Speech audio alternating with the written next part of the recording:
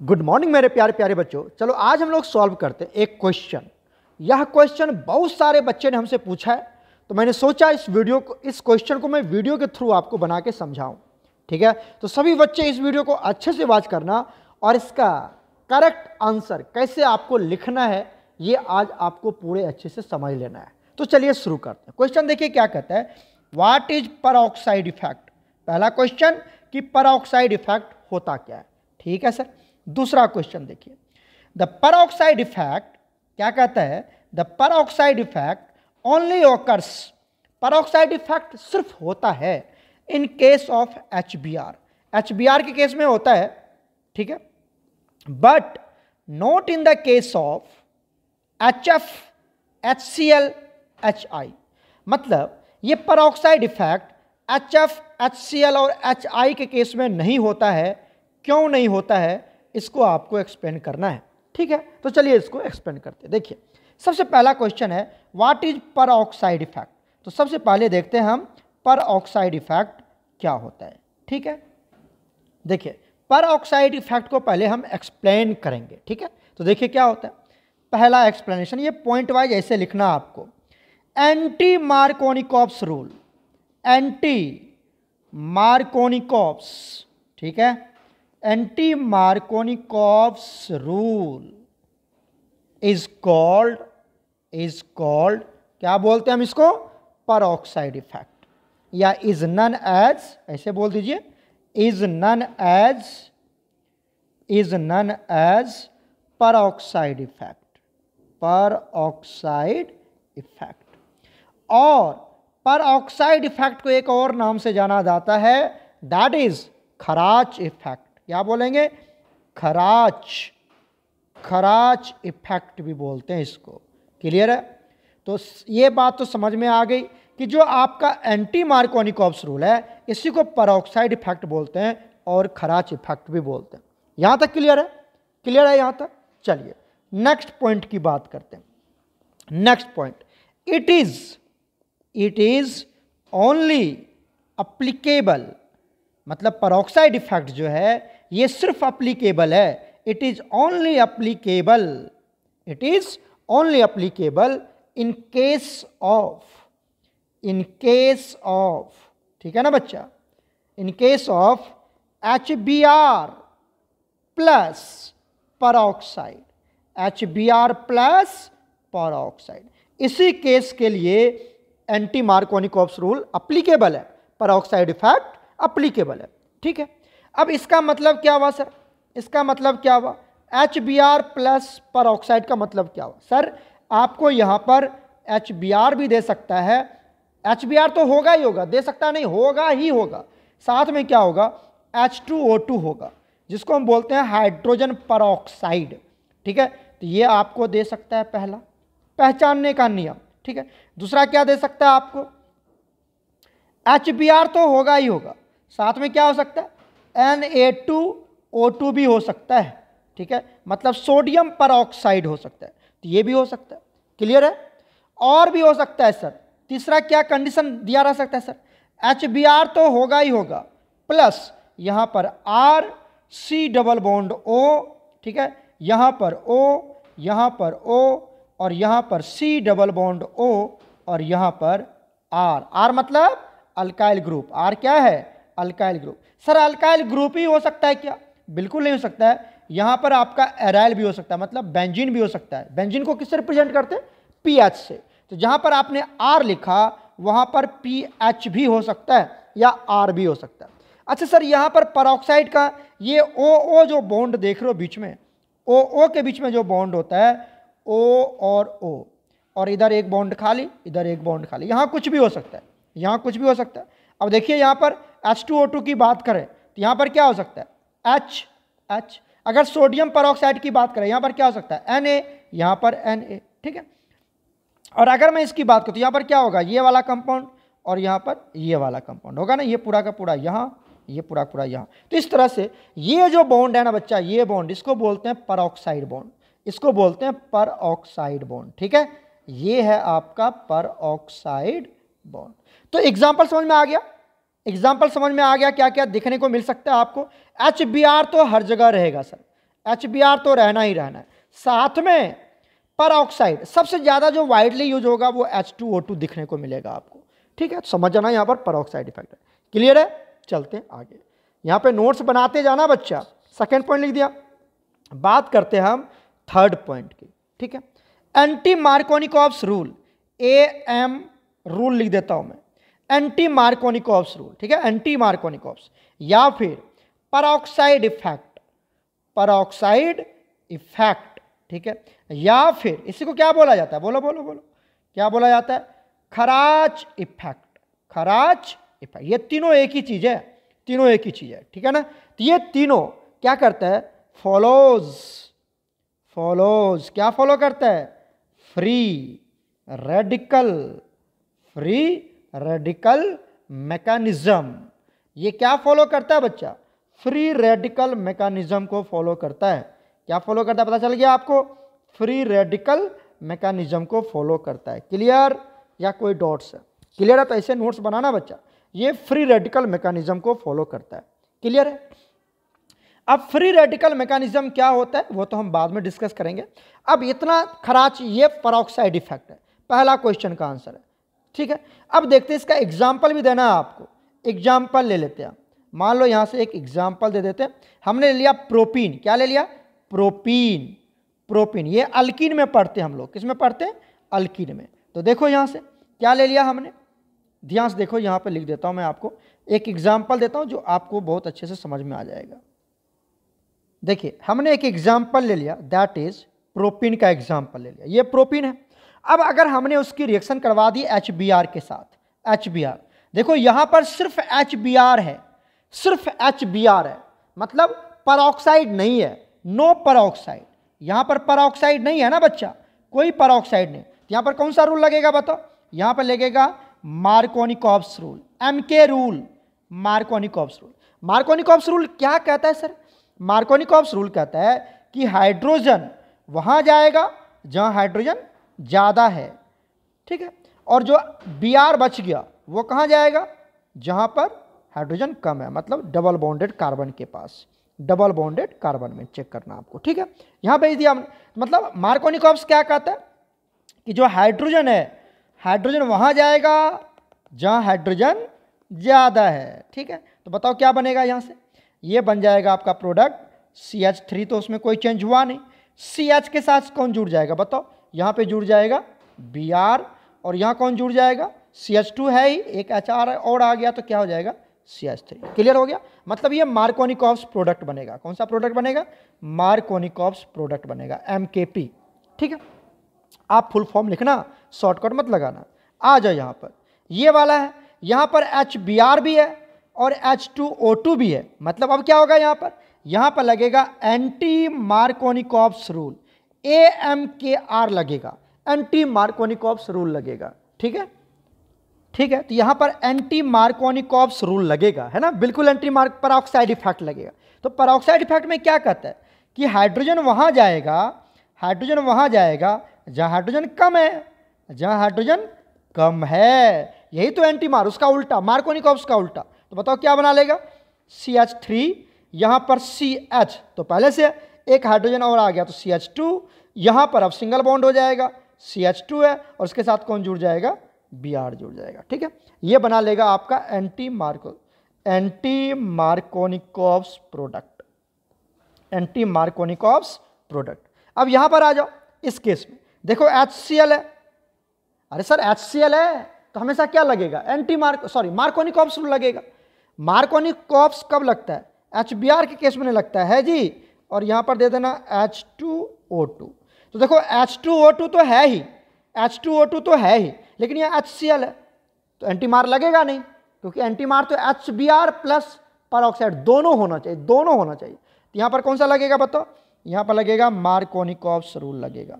Sir यहां पर H2O2 है फिर भी एंटी मार नहीं लगेगा, क्यों? क्योंकि यहां पर HCl दे रखा है ना, HBr होना चाहिए, है नहीं, तो नहीं लगेगा यहाँ, ठीक है। मार्कोनिकॉव्स क्या कहता है कि हाइड्रोजन वहां जाएगा जहां हाइड्रोजन, बोलो बोलो, हाइड्रोजन वहां जाएगा जहां हाइड्रोजन कम है। तो हाइड्रोजन, सॉरी, मार्कोनिकॉव्स बना रहे हैं तो हाइड्रोजन वहां जाएगा, किसको दिखा रहा हूं मैं, सॉरी बच्चा एक सेकेंड, यहां देखो, हाइड्रोजन वहां जाएगा जहां हाइड्रोजन ज़्यादा है। ये कौन सा प्रोडक्ट है? मार्कोनिकॉव्स रूल है। हाइड्रोजन वहां जाएगा जहां हाइड्रोजन ज़्यादा है ना, यहां चला जाएगा हाइड्रोजन। क्लियर? यहां जाएगा हाइड्रोजन, तो बना दो प्रोडक्ट, क्या बनेगा? CH3, यहां पर CH, इसके साथ कौन जुड़ जाएगा? Cl, और यहां पर CH2, तो पहले से एक हाइड्रोजन चला गया CH3। क्लियर हुआ कि नहीं क्लियर हुआ? ये एक एग्जाम्पल आप जरूर दे दोगे, ठीक है? क्लियर हो गया? ये तीनों एग्जाम्पल लिख लोगे अच्छे से। अब नेक्स्ट क्वेश्चन सॉल्व करते हैं। नेक्स्ट क्वेश्चन देखिए, ये तो परऑक्साइड इफेक्ट क्या था एग्जाम्पल के साथ मैंने समझाने की कोशिश करी। अब कहता है कि जो परऑक्साइड इफेक्ट है वो सिर्फ किस केस में देखने को मिलता है? HBr के केस में देखने को मिलता है हमें, लेकिन HF, HCl, HI के केस में ये देखने को नहीं मिलता है। ऐसा क्यों है? एक्सप्लेन करना है। तो चलिए इसको समझते हैं हम लोग। देखिए, अब आप ध्यान से समझना, जैसे जैसे मैं लिख रहा हूं वैसा ही आंसर आपको लिखना है, ठीक है? वैसा ही आंसर आपको लिखना है। देखिए, as we know that, as we, question पता चल गया ना आपको क्या है? क्वेश्चन पता चल गया ना किसका आंसर कर रहे हैं? आंसर कर रहे हैं इस वाले का, ये वाले का, इस वाले का आंसर कर रहा हूं बच्चा।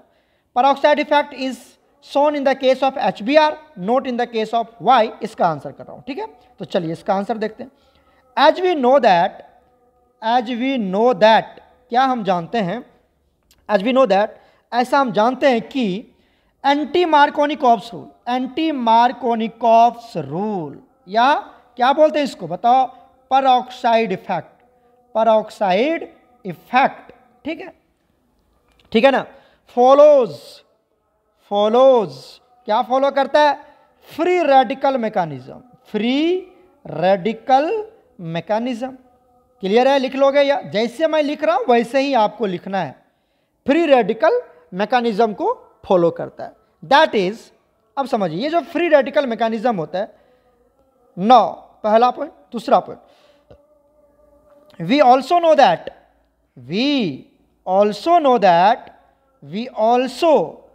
दैट फ्री, देयर आर, ऐसे लिख दो, there are 3 steps, in the free radical mechanism. Free radical mechanism में कितना स्टेप्स होता है? 3 स्टेप्स होता है। मतलब free radical mechanism 3 steps reaction है। 3 स्टेप में यह मैकेनिज्म को कैरी आउट किया जाता है, ठीक है? There are 3 steps in free radical mechanism, ठीक है? पहला स्टेप, दैट इज पहला स्टेप क्या होता है? ये होता है इनिशिएशन स्टेप। क्या होता है? Initiation steps. यहां पर क्या किया जाता है सर? यहां पर फ्री रेडिकल्स आर जनरेटेड। यहां पर फ्री रेडिकल को क्या किया जाता है? जनरेट किया जाता है, बनाया जाता है। फ्री रेडिकल फॉर्म किया जाता है, बनाया जाता है फ्री रेडिकल को। समझ रहे कि नहीं समझ रहे? फ्री रेडिकल्स आर जनरेटेड, ठीक है? विच इज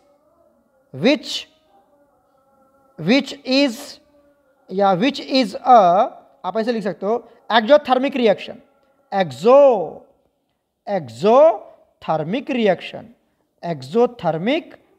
जो क्या होता है? एक्सोथर्मिक रिएक्शन होता है। मतलब यहां पर हीट एनर्जी रिलीज होता है। जब एक फ्री रेडिकल को आप जनरेट करोगे तो यहां पर हीट एनर्जी क्या होता है? रिलीज होता है, हीट एनर्जी रिलीज होता है। मतलब ये हुआ, दैट इज डेल्टा एच की वैल्यू क्या होगी बच्चा? बताओ, निगेटिव। डेल्टा एच की वैल्यू क्या होनी चाहिए आपको? निगेटिव होना चाहिए। ध्यान से सुनना, डेल्टा एच की वैल्यू निगेटिव होगी, ठीक है? दूसरा स्टेप देखो, दूसरा स्टेप में क्या होता है? Propagation step. क्या बोलते हैं इसको हम? प्रोपेगेशन स्टेप्स होता है। प्रोपेगेशन स्टेप्स यहां पर क्या होता है सर? ध्यान से सुनिएगा। Here attacking of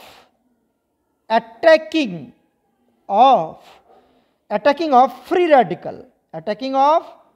radicals takes place. यहां पर क्या होता है? अटैकिंग होता है फ्री रेडिकल का, विच इज ऑल्सो एन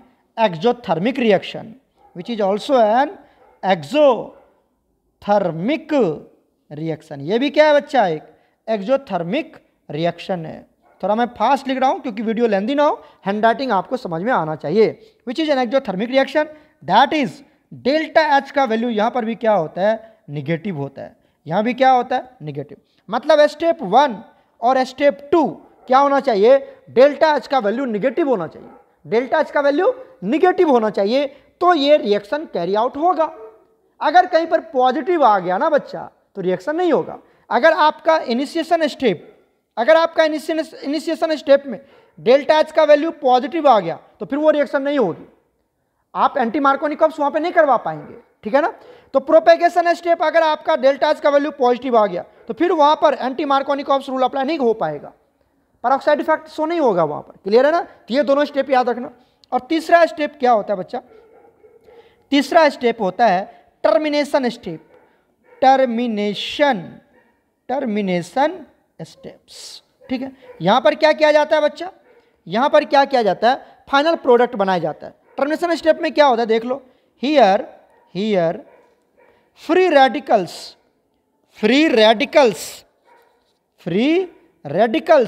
ठीक है, reacts with the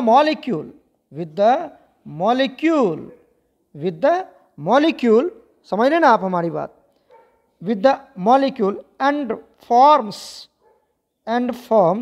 another free, एक second, here radicals react with other radicals, with other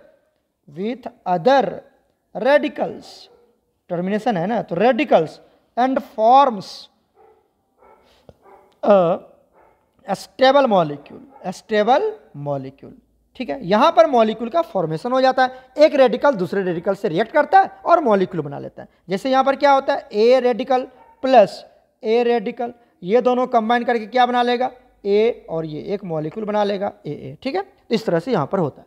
ये बात समझ में आई।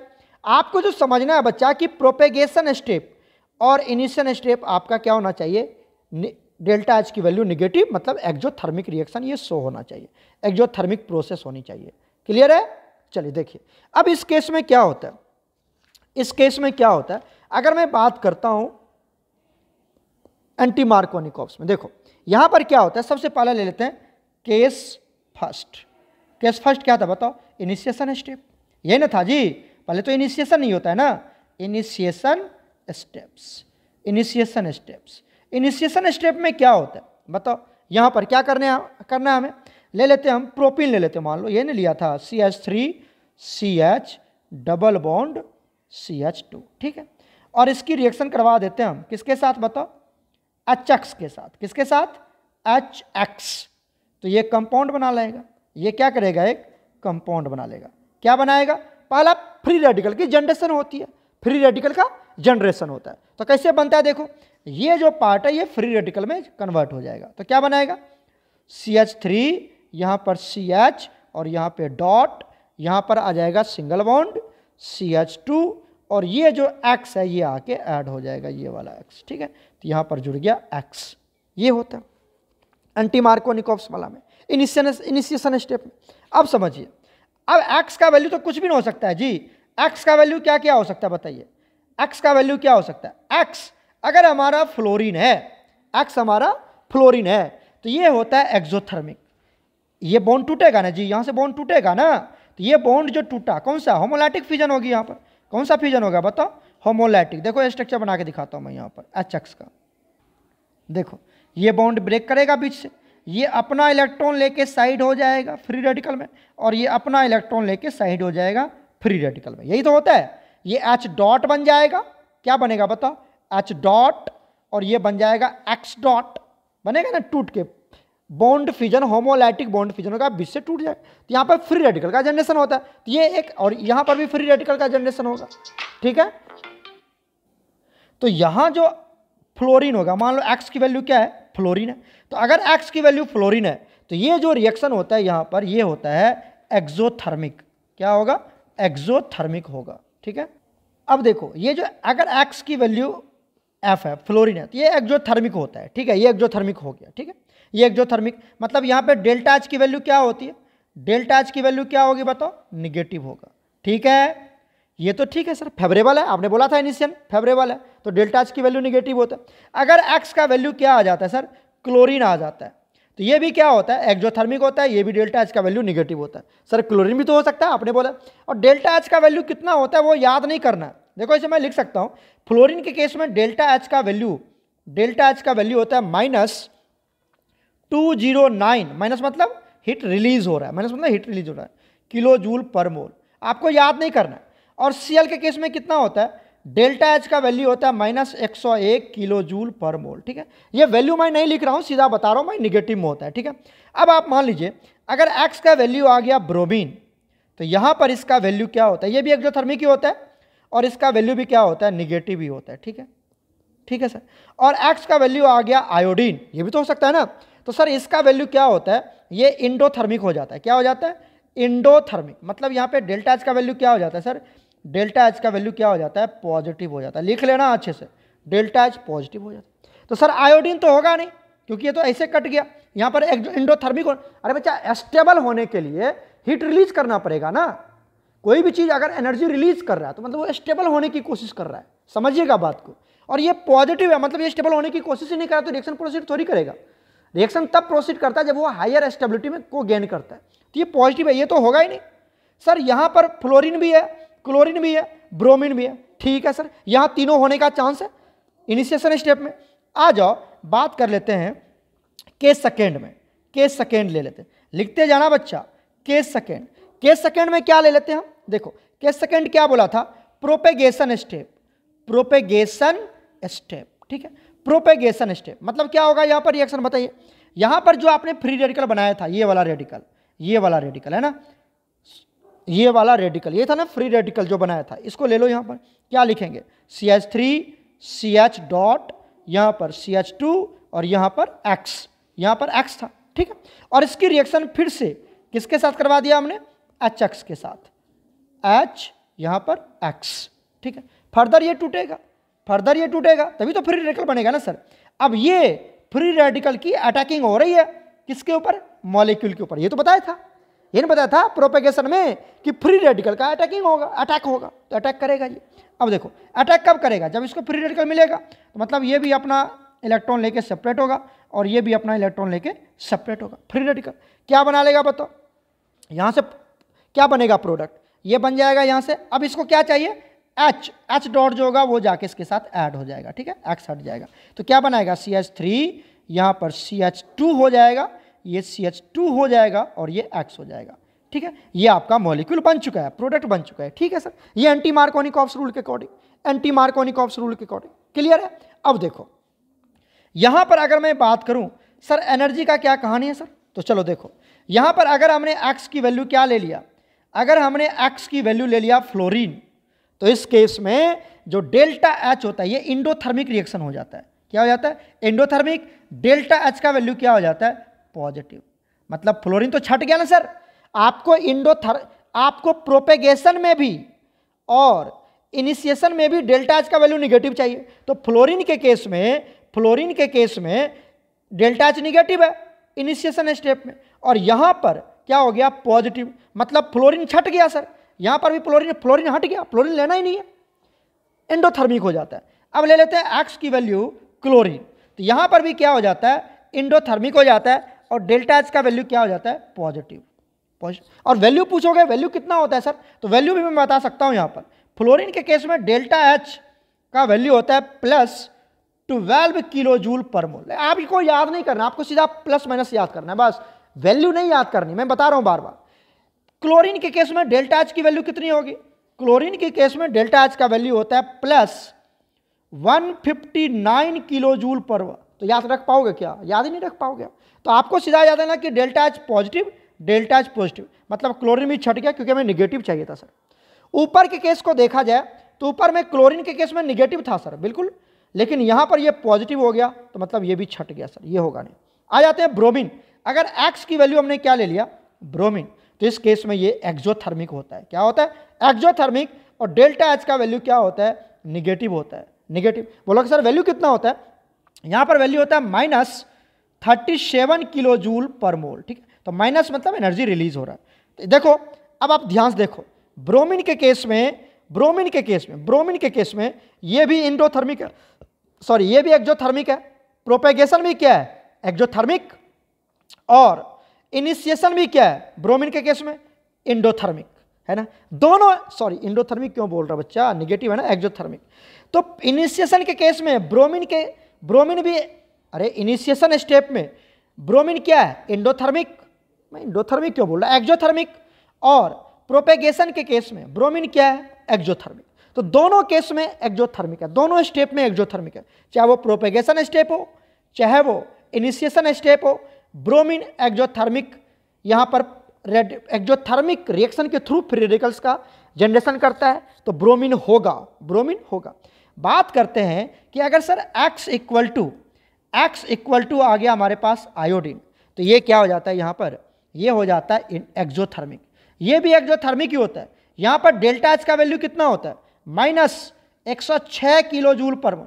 अच्छा सर ये भी तो एक्सोथर्मिक है, ये क्यों नहीं लिया, अच्छा ठीक है तुम बोल रहे थे, देख लेते हैं, ये एक्सोथर्मिक है, ले सकते हैं, लेकिन यहाँ देखो, यहाँ क्या है, इनिशिएशन में क्या है, इनिशिएशन में इंडोथर्मिक है, जबकि इनिशिएशन और प्रोपेगेशन दोनों एक्सोथर्मिक होना चाहिए। इसीलिए हम क्या लेते हैं, ब्रोमीन के केस में बोथ द स्टेप्स क्या लिखेंगे, यहां से मैं वीडियो थोड़ा लेंदी हो रहा, मैं सीधा पॉइंट पे आता हूं। हेंस, ठीक है, in case of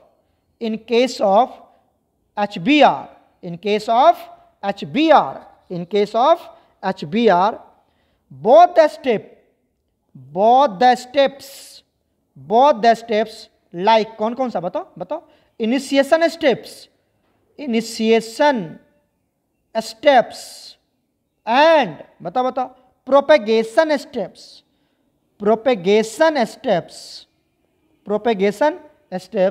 are exothermic reaction, that is delta H equal to negative.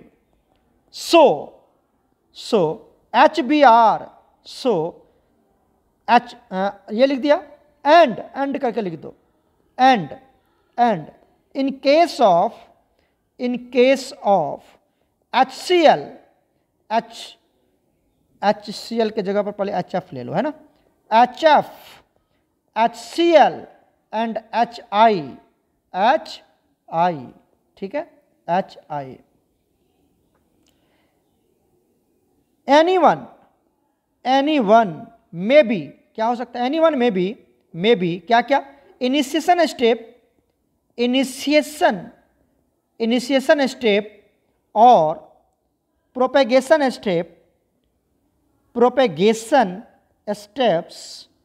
Steps are endothermic,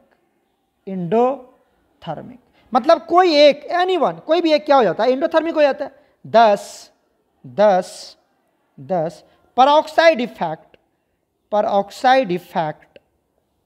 effect is only shown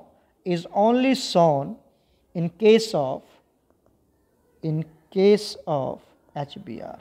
clear है, क्यों पता चला आपकी, नहीं चला पता, HBr के केस में प्रोपेगेशन